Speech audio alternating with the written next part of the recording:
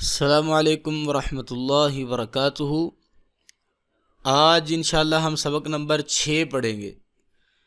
پچھلا جو سبق ہے سبق نمبر 5، اس میں ہم نے جمع مذکر سالم کی پہچان کے بارے میں پڑھا ہے کہ اگر اسم یا فعل کے آخر میں یہ 3 علامتیں جو آپ کے سامنے سکرین پر ہیں آ جائیں تو اس کا مطلب ہے کہ یہ جمع ہے اور یہ میل جمع ہے، میسکولن ہے۔ اس کے ترجمہ میل والا ہوگا، مذکر والا ہوگا۔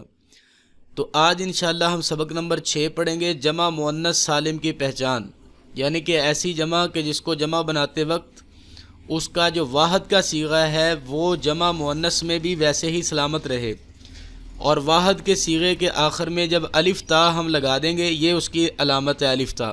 یہ آخر پہ اگر آ جائے تو آپ سمجھ جائیں کہ یہ جو ہے یہ جمع مؤنث سالم ہے۔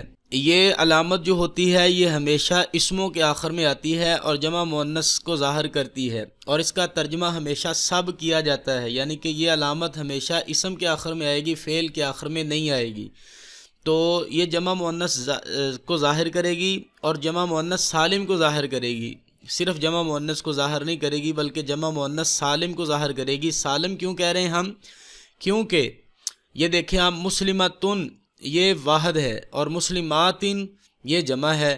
اب مسلمتن جو ہے اس میں مسلماتن میں آپ دیکھیں کہ یہ جو ہے صیغہ اس کا جو ہے وہ واحد کا صیغہ اس میں بھی آ گیا ہے مسلماتن میں، تو واحد کا صیغہ جمع بناتے وقت سالم رہا ہے، ٹھیک رہا ہے، اس وجہ سے اس کو جمع مؤنث سالم کہتے ہیں۔ اور علامت اس کی کیا ہے؟ آخر پہ الف تا آئے گا۔ مسلماتن بھی ہو سکتا ہے، مسلماتن بھی ہو سکتا ہے، یعنی کہ اعراب کا کوئی مسئلہ نہیں ہے، اعراب آخر پہ کوئی بھی آ سکتا ہے۔ مین علامت کیا ہے کہ آخر پر الف تا آئے گا۔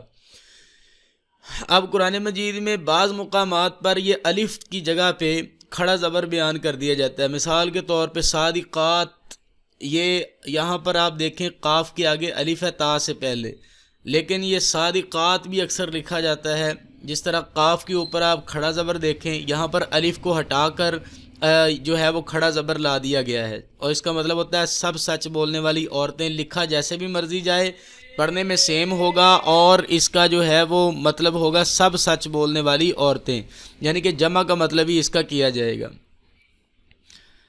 اب عابدات عبادت کرنے والی سب عورتیں، خبیثات سب گندی عورتیں، قانتات سب فرما بردار عورتیں، طیبات سب پاکیزہ عورتیں، مومنات ایمان والی سب عورتیں، کافرات کفر کرنے والی سب عورتیں۔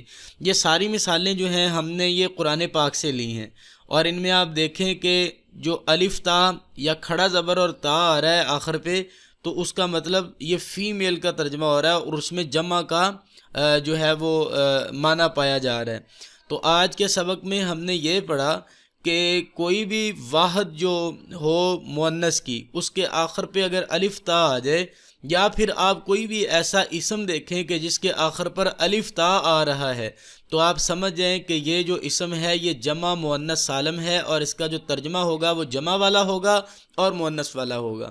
تو آج کے سبق میں اتنا ہی، انشاءاللہ ملتے ہیں نیکسٹ ویڈیو میں، تب تک کے لیے اجازت دیں۔ اللہ حافظ، السلام علیکم ورحمۃ اللہ وبرکاتہ۔